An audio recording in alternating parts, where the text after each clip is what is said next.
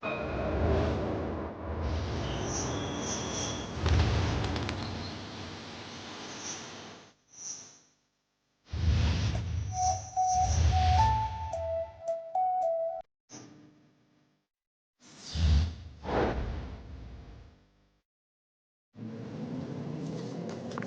morning, I'm Ed Lingao. This is Thursday, the 4th of September, bringing morning matters because your mornings matter. Let's get to the stories that matter today. Senate Blue Ribbon Committee Chairman Dante Marcoleta reveals that one of the contractors implicated in the anomalous flood control projects has already fled the Philippines. 9 construction companies owned by Sara Diskaya had their licenses canceled by the Philippine Contractors Accreditation Board, or PICAB, a decision triggered by her admission during Monday's Senate hearing that their firms competed against each other for the same flood control contracts. And as it begins data collection for a new Metro Manila Drainage Master Plan, the Public Works Department emphasizes a final solution to the region's perennial flooding problem will carry a billion-peso price tag. Welcome to our program, Morning Matters, where we talk about the issues you need to know for the rest of your day. Now, first on the agenda, Senate Blue Ribbon Committee Chairman Dante Marcoleta reveals he has received information that one of the contractors linked to the anomalous flood control projects has already left the country. Here's the story. Amid the ongoing investigation into anomalies in flood control projects, the Department of Justice has issued an immigration lookout bulletin order against 35 individuals involved in these projects. This comes after a request from DPWH Secretary Vince Dizon. Among those included in the order are Alex and Raymond Abelido of Legacy Construction and Sara Diskaya of St. Gerard Construction, among others. More than making sure that they don't leave, what the president wants to show here, he is sending a very clear and strong message to everyone that we are serious. Hindi to lokohan. But being included in the lookout bulletin does not mean those on the list are prohibited from leaving the Philippines. The ILBO is only for monitoring purposes. For now, the Diskaya couple remains in the country, according to their spokesperson. However, Senate Blue Ribbon Committee Chairman Rodante Marcoleta says he has received information that one contractor has already left the country. Hindi ko naman sinabi na nagtago. O kusang tumakas. Hindi. Kasi sa informasyon, inahanap nga kung present sila, may nagsasabing nasa ibang bansa. The Justice Department, for its part, said they will mobilize the NBI to help with the flood control investigation. Ang tendency ng tao, tumakas talaga. At the earliest opportunity, tatakas yan. We will mobilize the NBI for that. Kanina, kinausap ko yung isang NBI agent, pinapunta ko rito. Kasi gusto kong mag-form ang NBI ng isang grupo that will take it. We will do this. Yung investigation, yung backup ng DOJ. DPWH Secretary Dizon has also ordered a 2-week suspension of all agency project bidding. He said that DPWH will first create new guidelines to prevent ghost projects and substandard work. Some senators expressed support for the issuance of a lookout bulletin order. Senator Tito Soto says the measure would help ensure contractors cannot escape abroad with their wealth, leaving government with nothing to pursue. Senator Jingoy Estrada, for his part, maintains that leaving the country would be tantamount to an admission of guilt. The Philippine Contractors Accreditation Board has revoked the licenses of 9 construction companies owned or linked to Sara Diskaya.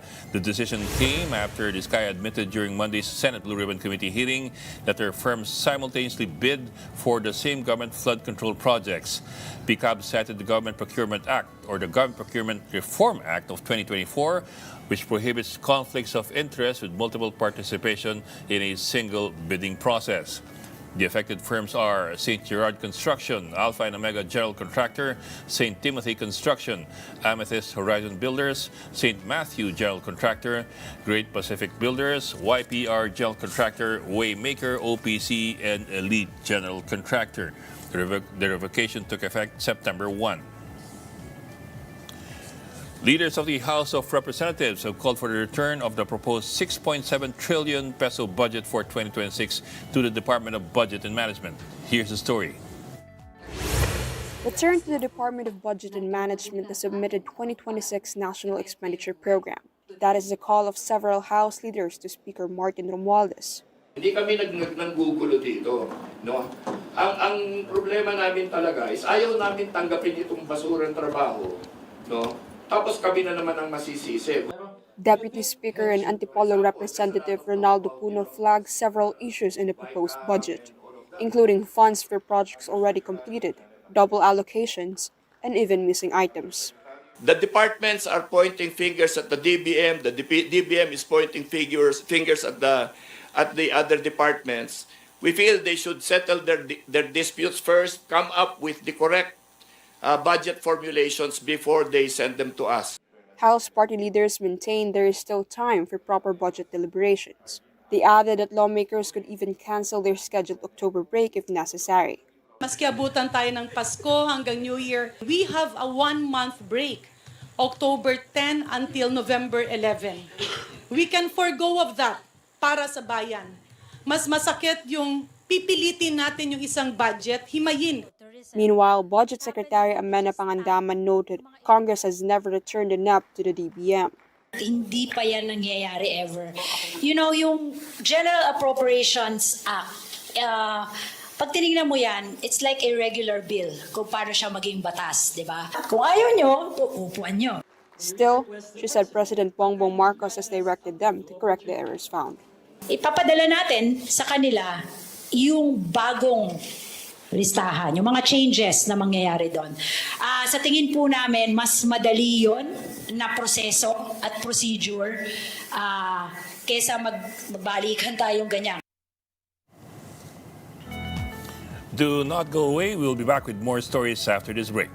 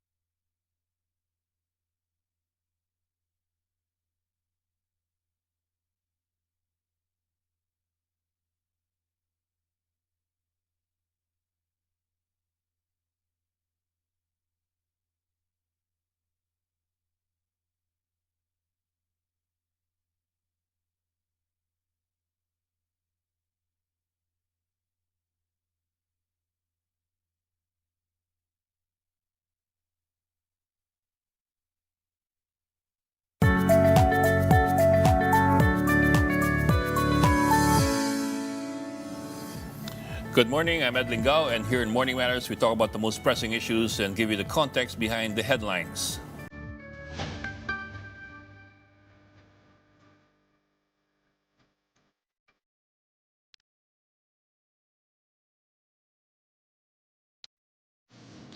The House Infracom probing alleged anomalies in flood control projects may summon Naco Bicol Congressman Zaldico if his name is linked to questionable contracts. Panel Chair Terry Ridon says any investigation into budget insertions during Co's term as Appropriations Chairman should be handled by another body. Lawmakers earlier clashed over calls to summon Co and former Senate Finance Chair Grace Poe to explain the alleged multi-billion peso insertions in the 2025 budget. Co, the founder of SunWest Incorporated, one of the country's biggest flood control contractors, has yet to comment on the issue. And joining us now is House Infra Committee Chairman Terry Ridon as the panel continues its probe into alleged anomalies in flood control projects. Congressman Ridon, good morning and thank you for joining us. Good morning. Thank you for inviting me. Good to see you again, sir. Sir, question on everybody's mind. Where is Zaldico now? I know you're not Zaldico's keeper, but I'm sure you're also curious where he is. Kasi, just as an example, Rappler published a list of the dates when Zaldi was not present in Congress. And that seems to be from the start of the 20th Congress, wala na siya. The last days of July, he was... he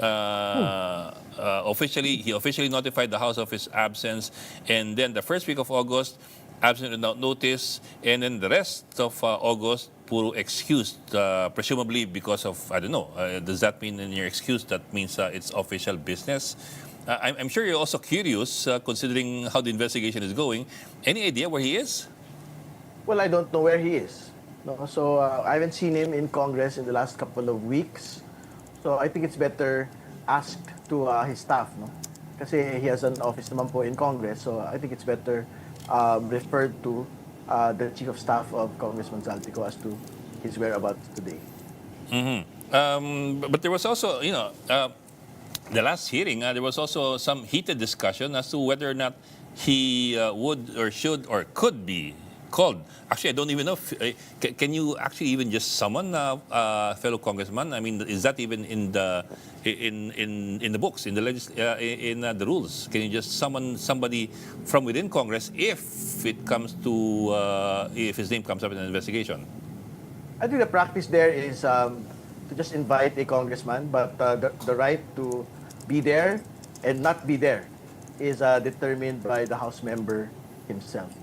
So I think it's the same protocol as to how we will do it, not just for Congressman Ko, but for any person that might be named in anomalous transactions relating to infrastructure and flood control projects. They will be given the right to reply, but we will immediately recuse and forward the matter to the independent commission. Sir, by that, do you mean that they cannot be made to attend if they refuse to? I think that has been the tradition in the past, no? So Congress and its committees cannot compel House members. They cannot be subpoenaed because of their standing as House members. Okay, sir. Well, what if I turn the question around? In the last hearing, the motion was passed. The motion was approved of Chel Jokno, Congressman Chel Jokno, for an undertaking to be signed by all the members of the committee and the subcommittees, disclosing their financial and pecuniary interests in any of these matters to be discussed by the committee. But I'm also not clear whether or not these congressmen who do show up with some interest would automatically be inhibited from the hearing, or is that going to be voluntary in nature? No, it's the motion basically binds them as soon as they sign the undertaking. You know? So the template for the disclosures has already been sent to all members of the three committees. So we expect all of them to be able to send it back to us by the start of the next hearing on Tuesday. Yes, sir. But my question is, what happens after disclosure? My question is whether or not they can be made to inhibit themselves, or is inhibition voluntary if it comes to that? No. If for example, they admit in that undertaking that they are actually conflicted, they will be made to inhibit. The document basically binds them from participating in future hearings. If they disclose there that they are conflicted in any matter of inquiry in that investigation. So that's that's already understood. It's not a voluntary issue. It's not a voluntary thing. Hindi pwedeng because for example, judges, I understand, the recusation is a voluntary matter. Yes, but on this particular motion, the document basically binds them. And for example, if they state that they don't have a conflict of interest, but in the future they are confronted with a conflict of interest, they will also be made to inhibit.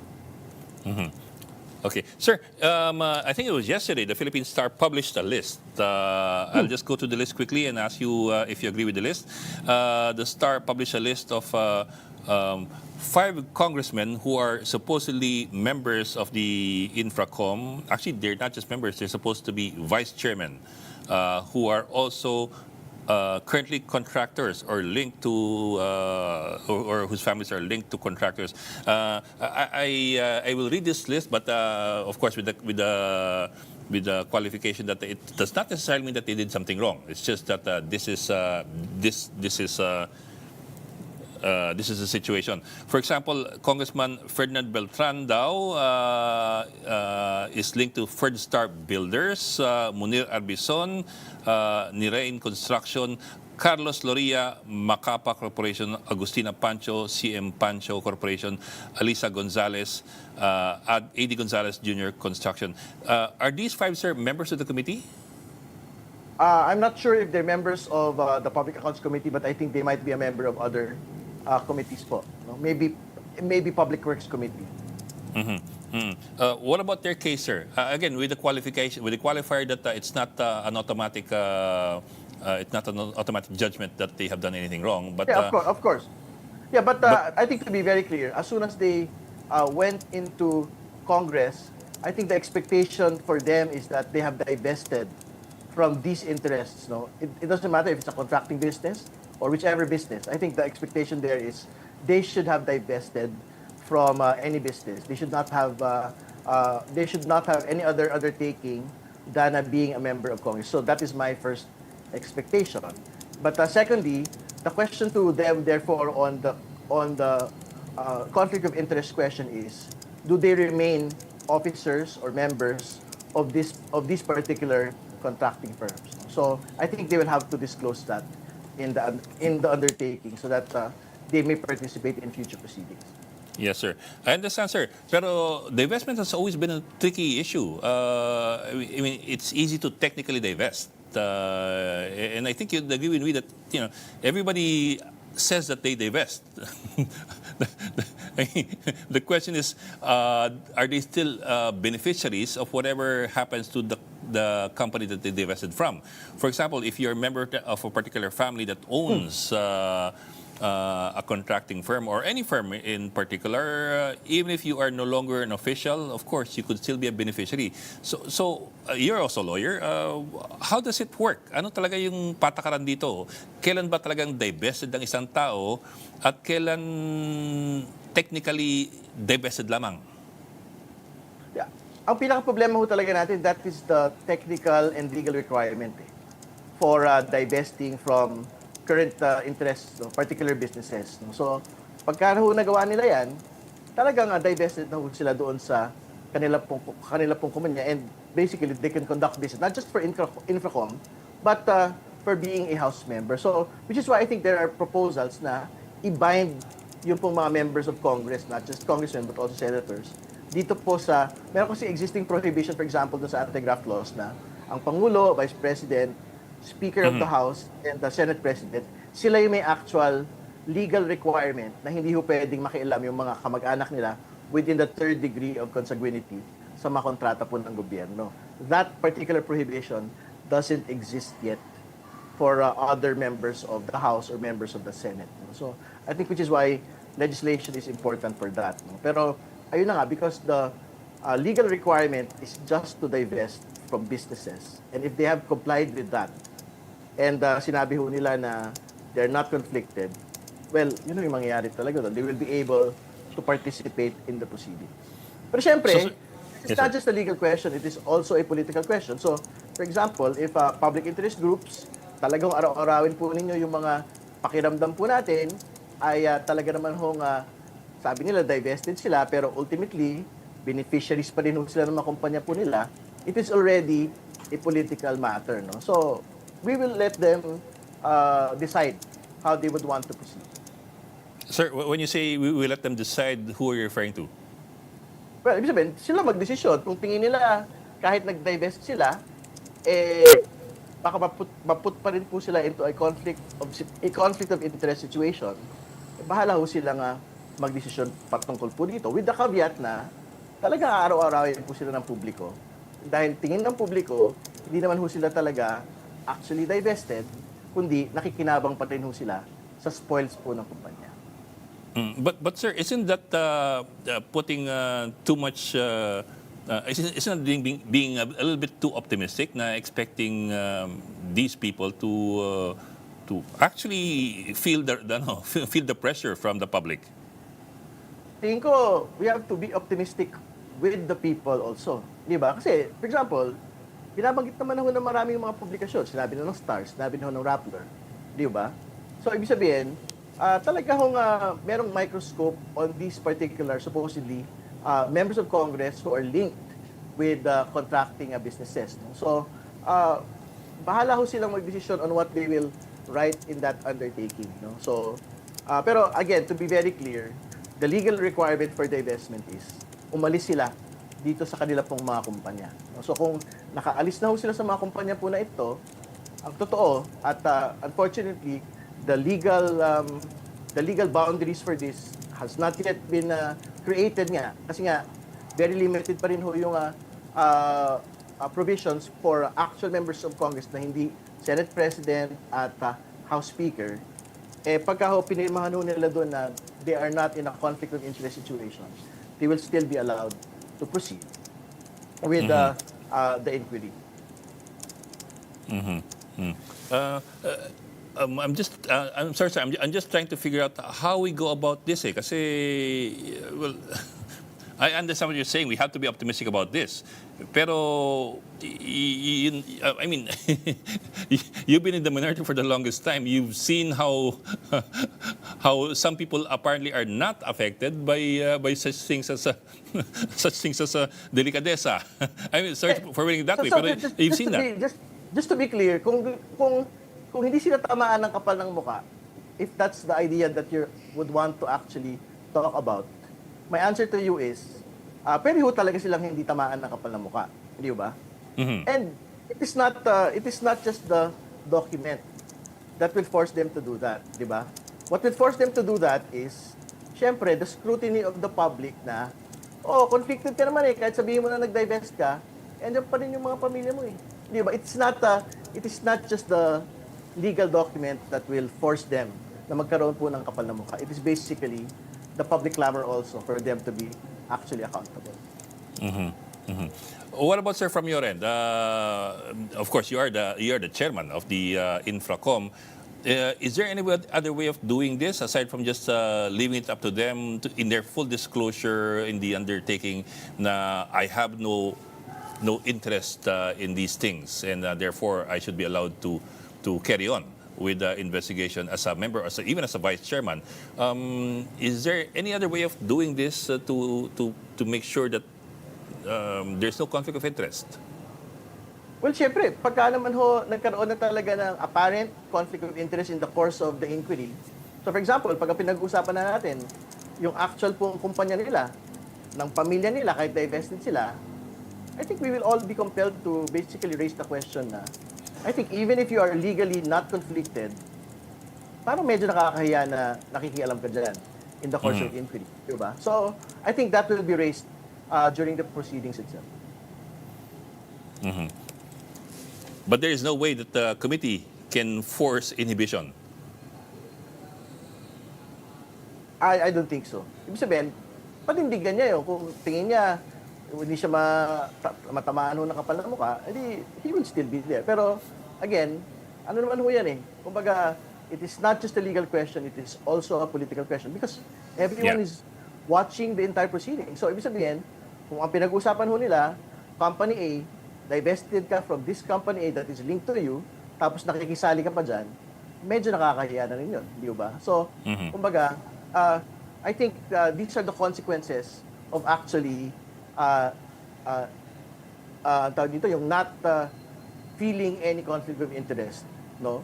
Dito pong mas yung mga link po ng mga House members pagka pinag-usapan no actually yung mga proyekto at mga kaso na link po sa mga kumpanya po. Well, sir, just to take a quick look back, for example, Ping Lacson said that in the 19th Congress, of course, that's the previous Congress, 67 congressmen daw were in the construction business. That's the previous Congress. Tapos si Senator Erwin Tulfo was saying that in this Congress daw, 10 or more are contractors. Again, I say that without casting any judgment on whether or not they're doing their functions properly. It's just that those are the links that have been exposed so far. Sir, I'll go back to the previous hearing. Si Henry Alcantara, yung dating district engineer sa Bulacan, the controversial district engineer. Yeah, he was grilled, but I was also he was grilled about his habit of going to the casinos. But was he also grilled as to his lifestyle? And do you think he was grilled sufficiently about his lifestyle? Because there were also reports, although I don't know if that came up in the hearing, that he lost a significant amount in several bouts in the casino. Well, I think nababanggit ho yan. I'm not sure if during that hearing, but also in the Senate hearing, may mga allegations nga po na nagpapatalo po ng milyon-milyon piso. Pero I think he was confronted with that fact. No? Pero ang sinasabi niya kasi, I think tens of thousands lang yung pong linalaro niya. So I think he has a actual denial na milyon-milyon piso po yung kanyang ipinapatalo po sa casino. I don't remember kung na-confront na ho siya doon po sa lifestyle. So if he hasn't been confronted yet about that, I think in the next hearing he will be confronted about that. Kasi syempre, nakita naman ho natin yung ginawa ng mga netizens ho natin. They were comparing the watches, they were comparing, I think, the clothing. So he might be confronted about that as well. In particular, I think it was Ping Lacson who was saying na 300 million daw yung talo niya sa isang gabi. Actually, silang dalawa daw ni Bryce Hernandez. But I don't think that the 300 million was brought up officially. I mean, during any of the hearings. It's just that, bagit nga lang yung tens of thousands. As well, meron yung mamahaling kotse daw na dala-dala niya. I suppose, sir, lifestyle checks are not that hard to do. If you just talk to the people he works with, you could find out easily kung anong kotse dala niya araw-araw. Tama po yun. I think yung DPWH supposedly under Secretary Banoan, meron siyang in-order na lifestyle checks. No? Pero we have to yet wonder also kung ano na yung plano ho ni Secretary Vince Dizon, yung bago po nga DPWH Secretary, kung tuloy pa rin po ba ito pong lifestyle checks sa kanila pong mga tauhan sa DPWH. Okay, sir. Kami lang ako.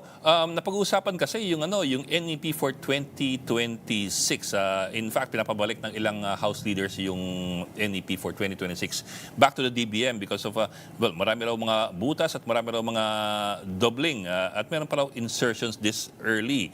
I bring this up kasi, of course, you are now looking at the infrastructure projects in the last few budgets that were actually passed. And in doing that, you're also looking at how to, I suppose, put in legislation that would prevent that in the future. When you hear about these problems ng NEP 2026 that were supposedly, sabi nga ni Ronnie Puno, basura daw. What are your thoughts? How do you plan to go about this in order to make sure na hindi magkakaproblema ulit for 2026? Well, I think I would support tayo na nga. Kailangan ho magsoli ng basura. Di ba? Kung talagang basura ho yung pinadala. Kasi nga, katulad ng sinabi ho ni Congressman Puno, sa dulot-dulo ho, ang masisisi naman ho, pagka hindi ho maganda yung kalalabasan po ng budget ho natin, yung Kongreso at Senado pa rin naman ho. So, ibig sabihin, I think House members had already had enough na mali-mali ho yung laman po ng detalye nito pong National Expenditure Program. And more importantly, doon po sa House hearing namin, nakita ho namin doon yung tatlo pong mga ghost and substandard projects sa Bulacan. Inadmit ho ni Engineer Alcantara na this was never proposed by congressmen and senators. This was proposed actually by him and implemented by him. No? So napasok po yun sa NEP. So I think talaga kailangan isip-isipin ho talaga ng DBM kung ano ho ba yung talagang papel ho nila sa budget. Kasi basically they were saying na kung ano ho yung pinasa ng DPWH, yun na ho yun. Parang ganun yung sinasabi nila eh. Ang sabi ho ni Congressman Puno, but stenographer lang ba kayo? Parang ganun ho yung kanyang At I'd like to be very clear na sa totoo lang, hindi sila stenographer lang. Dapat, i-check ho talaga nila yung every line item kung tama ba. Kung meron bang mga redundancies po doon. Ibig sabihin, sa dulo-dulo naman ho, ang first touch ng DPWH budget, DPWH. Pero ang last touch ng NEP po mismo, yung pong DBM. So, hindi ho pwedeng maghugas ng kamay yung pong DBM sa bagay po na ito. No? So, we'll figure out in the next couple of days kung paano po talaga ito mangyayari, kung magkakaroon po ba talaga ng solian ng NEP back to the executive or kung tatanggapin po ng Kongreso yung pong mga changes na lang po na gagawin po ng new leadership po ng DPWH together with the DBM. Pero sir, throwing it back to the DBM will delay the budget process further. I know it should not be the primary element in making the decision on whether to throw it back or not. Pero medyo madugo yan if ibalik. Sabi nga ni DBM Secretary, it's never happened before. And you might end up with a reenacted budget. Well, tignan pa ho natin. I think naman, pagka yung 1 linggo, 2 linggo ng delay naman ho, hindi naman ho ito malaking problema. Ang sabi ho ng mga House leaders kahapon, kung kailangan hong i-forgo yung pong break, no, nung pong Kongreso, I think gagawin ho nila yon. And I think we will do it through the break, no, kung yan ho yung kailangan gawin, para tiyakin po na on time pa rin po and on schedule yung pong passage po ng 2026 budget. Okay. Would you like to add anything else, sir? Siguro, I'd like to announce nga na tuloy po yung hearing ng House Infracom next week. No? So, hopefully, we'll get more details about the Diskaya Link companies. No? So, we'll try to get reports, for example, from the BOC, from the BIR, kung ano na po yung mga ginawa po nila dito. Hopefully, we'll get a little bit more details kasi pinapasabi na ho namin yung hindi ho nagpakita nitong nakaraan. So, kasama dyan yung mga Diskaya Link firms. No? Pero I think pipirmahan po or napirmahan na po niya Justice Secretary yung pong ILBO doon sa mga involved personalities, mga contractors plus mga DPWH officials. Pero hindi pa uwata na isama sa request yung Sims Construction Trading. No? So pag-aaralan ho namin na dapat maisama rin po sa ILBO. Ito pong Sims Construction Trading, si Sally Santos. Ito po yung managing officer kasi sila po yung pinaka-involved dito po sa Ghost Project sa Baliwag, Bulacan. So, kailangan hong mapasulpot. Ito po nga si Miss Sally Santos at hindi ho siya dapat makaalis sa bansa. Sir, when you say ILBO, that's the Immigration Lookout Bulletin Order. Tama po. Kasi I think pipirmahan na po niya Secretary Rimulya. No, ito po nga ILBO request ng DPWH para dun sa ilang mga particular na personalidad. Pero I think I've seen the list. Hindi po kasama yung Sims Construction Trading. Hindi ho dapat makalabas ng bansa ho yun. Kasi siya ho yung very important link dito po sa plunder ng 55 million na pondo po for infrastructure projects. Pero sir, ang ILBO will not stop you from leaving. It's only a lookout bulletin order. It's not a whole departure order. In other words, from my understanding, pag may ILBO ka, mas conscious lang ang immigration na palabas ka. But they cannot necessarily stop you from leaving.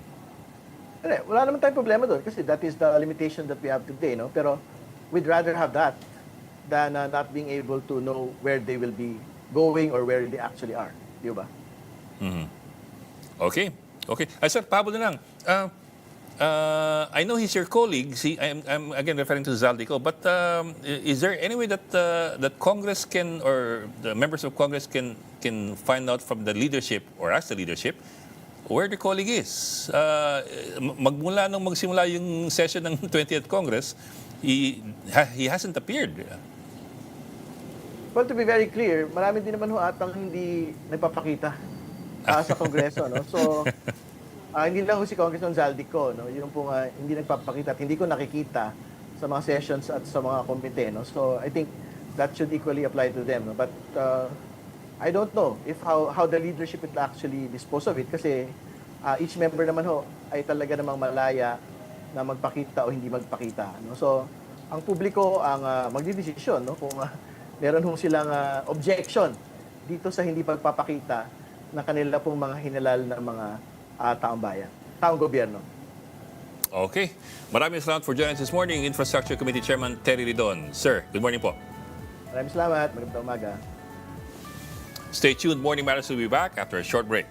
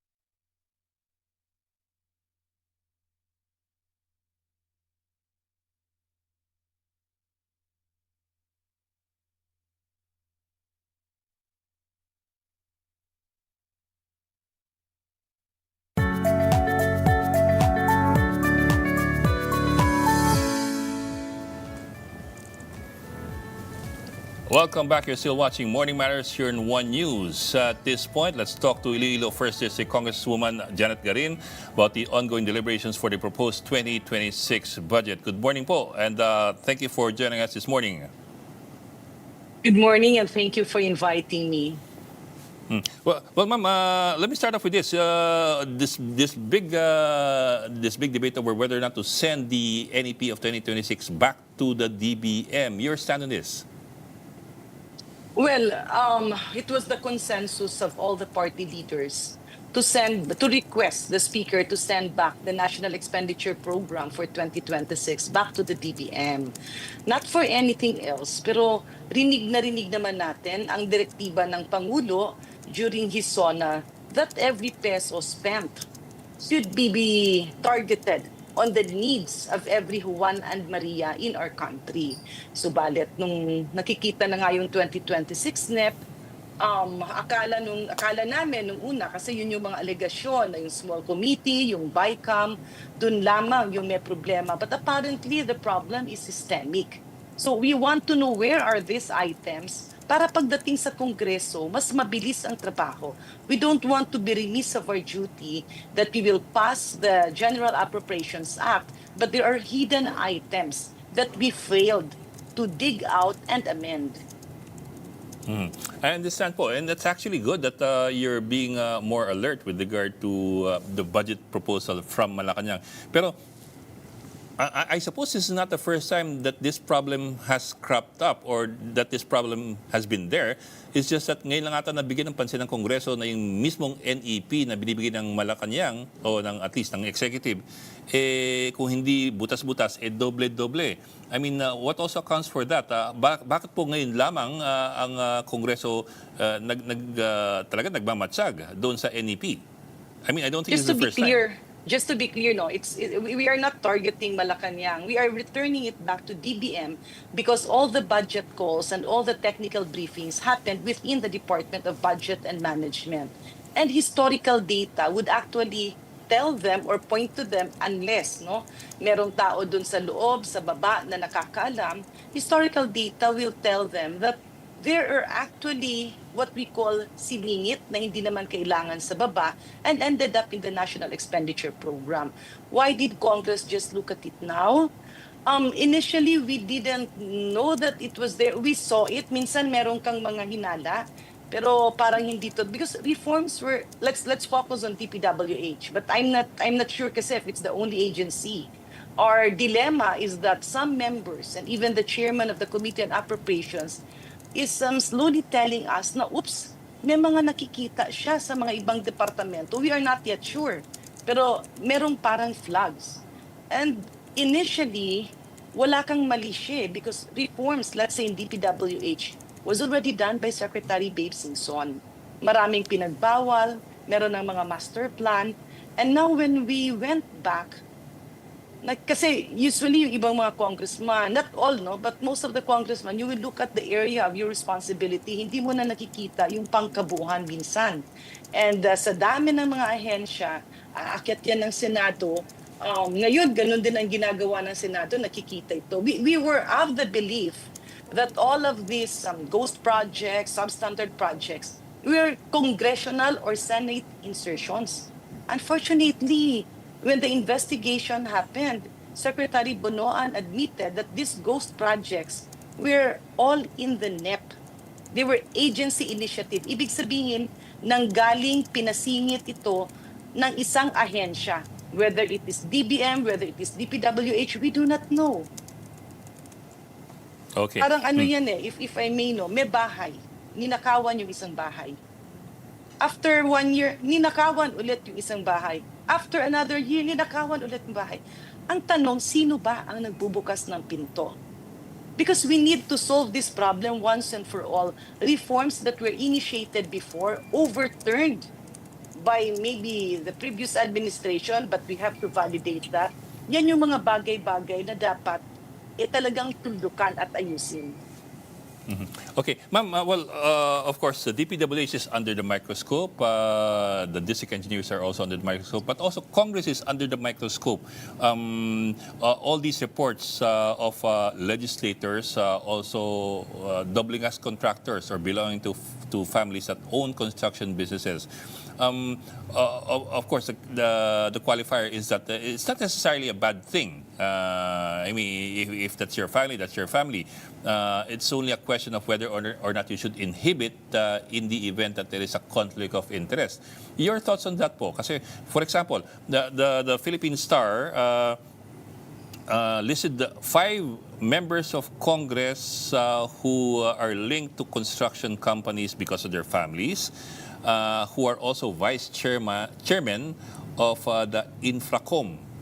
I was talking to Congressman Ridon about this earlier, and ang sabi, for example, ni Congressman Ridon is, we will have to trust the undertaking that they will sign. Yung napagkasunod pong undertaking na kung may conflict of interest, kung may financial or pecuniary interest ang mga members ng Infracom. But I was wondering about your thoughts here. How do we decide or determine who has a conflict of interest to begin with? Well, that is something that is a work in progress. But what we are seeing as a bigger problem is the fact that may mga nangyayari sa loob, no? Even before it reaches Congress. Okay, the participation of some congressmen is something that should be looked into. We are not saying that they will be exempt from the investigation. That's why I was correcting Congressman Toby Chanco. Kasi wag niyang lahatin. Kami sang-ayon kaming panagutin ang mga kongresistang kung meron man or kung totoo yung alegasyon. But our bigger problem lies on the fact na sino ang tagabukas ng pinto? Sino yung mga nagsisingit? Kasi we are also hearing it from the grounds na yung iba walang magawa. You need projects for your areas. The governors, the mayors, may mga kailangan sila. And then merong mga sabihin na natin, nag-aalok. Merong maraming mga ahente along the line. The repercussion of this is that you will have substandard projects. Kasi sa dami parang bigas yan eh. Naging mahal ang bawat kilo ng bigas. Kasi from the import price or from the production price from the farmers, may mga wholesalers na naka-monopolize. At doon ka lang pwedeng bumili. Sila lang pwedeng bumili. Lahat ng retailers, lahat ng public markets, you have no choice but to get it from there. Pero po, the criticism also is na, at least yung allegations, some legislators supposedly are also in touch with the DPWH at the local level to get them to push certain projects. So it that goes will both be ways. looked into. Dapat tingnan din talaga yan. Pero may nakikita tayong mas malaki. Let's say, the substandard projects. These are agency initiatives. Ibig sabihin, yung pagpasok, yung paglista, either nangyari sa central office ng DPWH Or merong mga gumagapang dyan sa mga encoders ng DPWH or DBM. No, we are not accusing anybody. That's why we need to look at the whole gamut of the system. We need to know where. We need to cure this. Kasi ang nangyayari, symptomatic, sintomas lang ang ginagamot. Ito dapat gamutin talaga dun sa cause, the root of the problem. Okay. Okay, maraming salamat for your time. Iloilo First District Congresswoman Janet Garin, thank you po for joining us this morning. Thank you. Malacanang has brushed off Vice President Sara Duterte's claim that President Marcos could resolve flood control anomalies in just one day. Press Officer Claire Castro called the remark preposterous, stressing that the President respects due process and human rights and that investigations must follow proper procedure. Castro also pointed out that even under former President Duterte, who admitted the existence of ghost projects in 2020, no public works secretary was removed from office. The VP earlier likened the current probe to a zarzuela, calling it too little too late. Isang araw lang matatapos ng investigasyon? That is absolutely preposterous. Ang Pangulong Marcos Jr., hindi po siya nagsasagawa ng investigasyon alatokhang way. Kung isang araw lang po dapat ito na imbestigahan, sana po ay ito ay kanyang nasuggest noon sa kanyang ama dahil mismo ang dating Pangulong Duterte ay umamin na maraming ghost projects rampant noon. The Bureau of Customs has secured all 12 luxury vehicles which were the subject of a search warrant at the residence of the Diskaya family in Pasig City.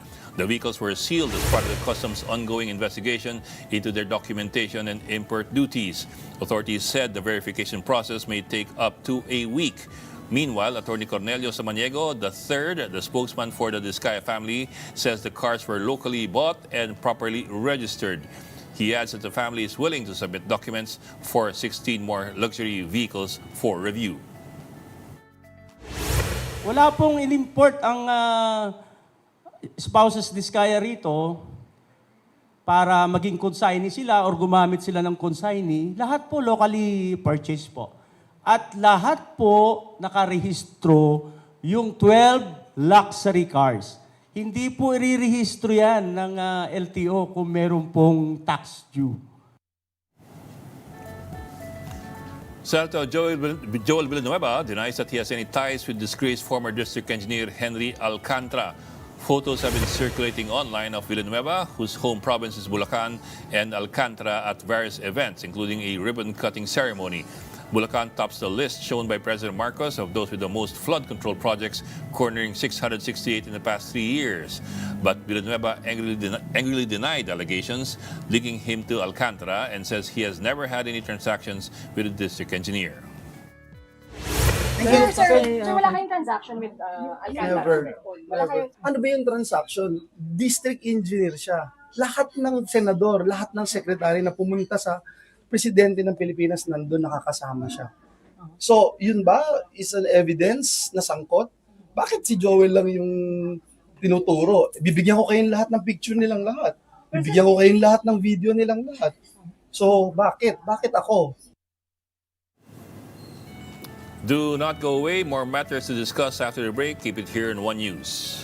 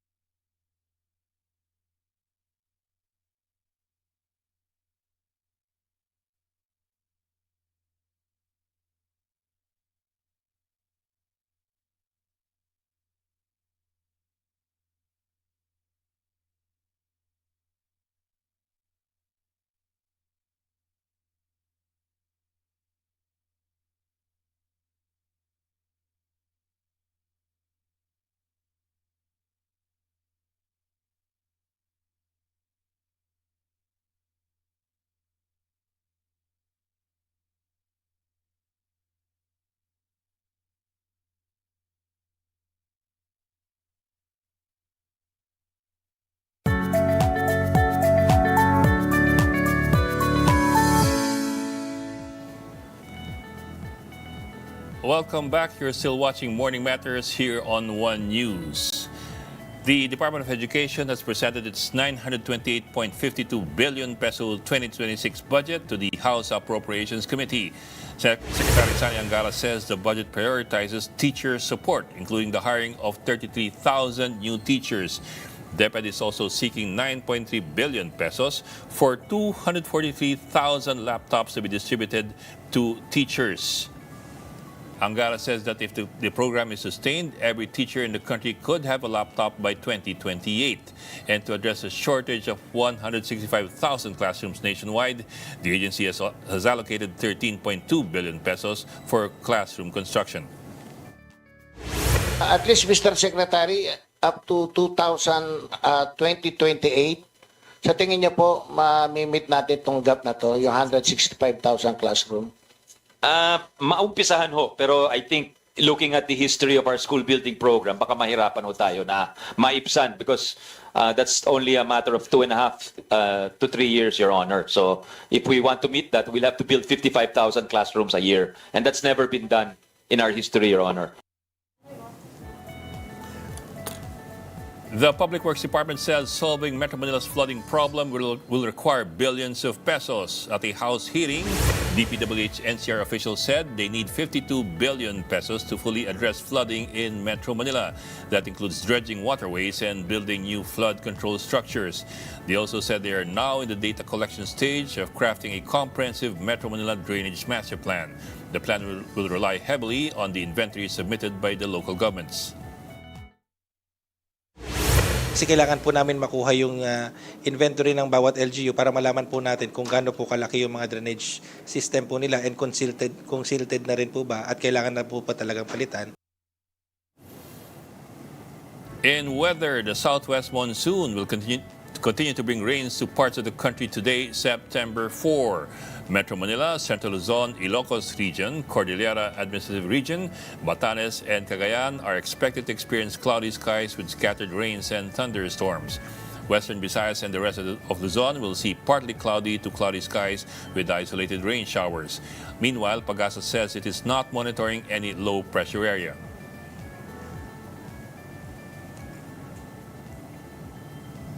And that wraps up today's episode of Morning Matters. We hope we've given you just the right start to your morning. Let's make the day matter. I'm Ed Lingao. We are One News, all sides, all the time.